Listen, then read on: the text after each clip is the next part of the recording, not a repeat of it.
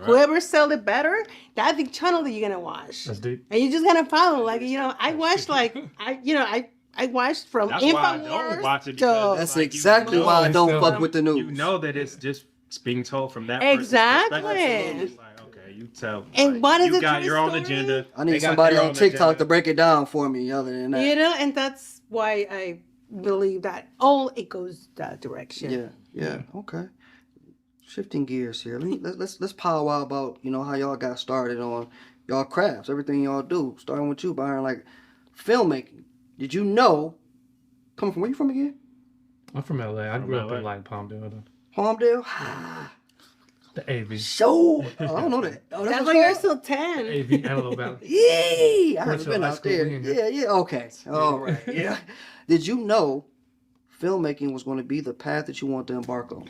Nah, man. I thought I was gonna play sports. I was pretty nice at basketball in my freshman year of high school. I mean, I've been this size since my freshman year of high school, so I thought I was gonna hit 6 something Okay. and didn't grow again. Damn. But fate intervened. I still was on the basketball path, but my very last high school basketball game, I separated my shoulder and never hooped again. So from there, I fell into the space of like creating. I was shooting. Man, this is back in like 05, 06. I was shooting.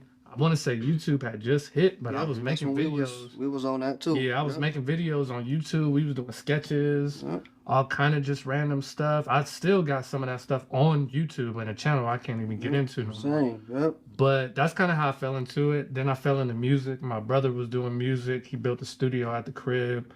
I was engineering, mixing, mastering, rapping, writing music, just getting into the creative. And then I used to work at Interscope for a little bit. I was trying to do the management route, figure out the music scene, and then just pivoted into, I don't even know what inspired me to go from writing music to being like, I want to write TV and film. And then just by happenstance, man, luckily I was talking to my mom and I was like, I think I want to go into writing. How do I get a agent or a manager or somebody to represent me? And then she plugged me with one of her friends who used to be was an attorney at the time, but used to work in TV. She was like, let me plug you with some black writers, call these 5 people, do whatever they ask, just try to learn the business. Was she in entertainment too? She was entertainment. Like she used to work in entertainment, but at the time she was just an attorney.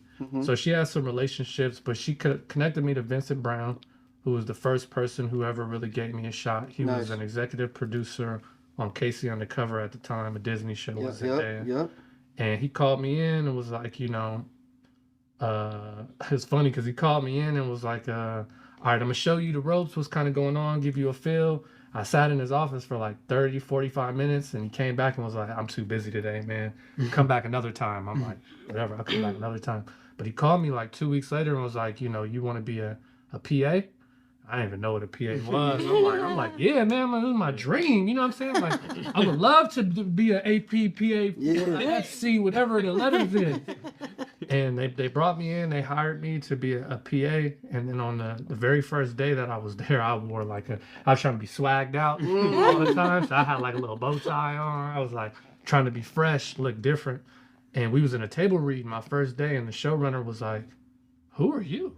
I'm like, The PA. I'm the new, I'm the PA. Supposed to be all black. Yeah, he like, is that a clip-on or like did you tie it? I'm like, That's hilarious. clip-on. Cooking. Yeah. But we built a rapport, and he was like, what do you want to do? I'm like, shit, I want to be a writer. So he was like, I'm gonna let you come in and audit the room. And before, I worked my way up, writer's assistant, PA, writers, all the things you could do as an assistant, as a writer on like several shows, and then got into content. What were some of the shows you were on? Man, I was on Casey Undercover, a Disney show, 2 seasons. I was on Jim Carrey. He had a show on Showtime called Kidding, 2 seasons of that. I did Euphoria, season 1 was Zendaya again. I did Run the World on Stars. That was Yvette Lee Bowser, who was the creator of Living Single. You know what I'm saying? Anybody don't know about Living Single. They made Living Single, then Friends came out. They just put And something out Friends was about supposed that. to be the biggest show, but Living Single, Yvette Lee Bowser was Which one one of was the great better? ones.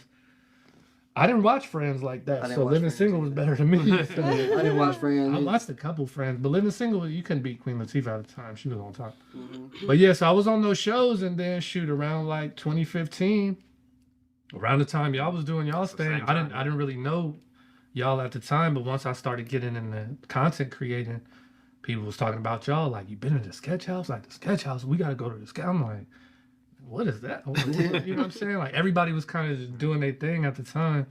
But I remember I pulled up on y'all one time when I was shooting Underdogs, but Theo was there. Okay. Yeah. And so I came whatever spot y'all had at the time, because I was with Virgil, and Virgil was like, you know, Theo could probably shoot this. He'd be over at the sketch house. So we pulled up on Theo. And shit, that's really where I got cracking. Started shooting anything we could, web series, all that stuff. And What was the transition where you were like, okay, I'm writing or a writing assistant on all these shows. Now I want to like write my own thing and like become a producer. I was when I was on those shows, I was studying so much. Like I would come in early, I would go down to the set, I would shadow the directors, I would be with the accountants, I'm with the wardrobe. They used to clown me a little bit because they'd be like, you know, I have responsibilities to do, and they'd be like, well, Byron ain't going. Who's gonna make the store run? Well, Byron ain't gonna do it. He's doing his own thing. I'm like, damn right, I'm doing my own thing. I'm trying to figure this out. So I would be, you know, networking with everybody, but I was like, the best opportunity for me to be able to write is to show these people that I can make my own stuff. Yeah. So I started making my own stuff in the hopes of showing them that, you know, look at me, I'm capable. I could get bumped up. But it was this OG on the Sony lot. This dude, he was a janitor. Well, he was the head of janitorial by this time. He had That's been on right. the lot Yeah, for like yeah. 40 years. He probably doing 6 figures just off the maintenance alone. But he was like, man, you got to be really careful about who you share your content with and ideas, because a lot of people are going to look at you like they don't want to promote you.